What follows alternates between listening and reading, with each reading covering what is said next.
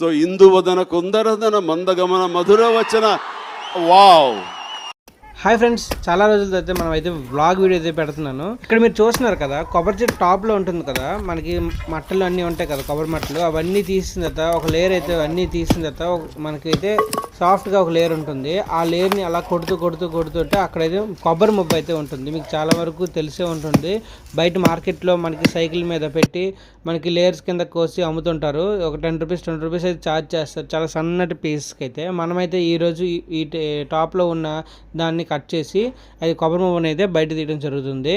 మీరు ఎంతో కాస్ట్ పెట్టి కొంటారు. ఈరోజు అయితే నేను ఫ్రీగా టేస్ట్ చేసి ఎలా ఉందో చెప్తాను. నాకైతే చాలా ఇష్టం. ఇదైతే చూడండి ఎంత వైట్గా ఉంటుందో. ఇది ముక్కల కింద అయిపోయింది కాబట్టి నేను ఇది ఒకసారి తీసి తింటే చాలా తీయగా ఉంటుంది. దీని టేస్ట్ ఎలా ఉంటుందంటే ఎగ్జాంపుల్గా మీకు గుర్తురావడానికి, ఎప్పుడైనా కొబ్బరికాయ కొట్టిన తర్వాత అందులో కొబ్బరి పువ్వు అని ఉంటుంది చూసారా, ఆ టేస్ట్ అయితే వస్తుంది. కొంచెం ఆ ఫ్లేవర్ అయితే తెలుస్తుంది మీకైతే.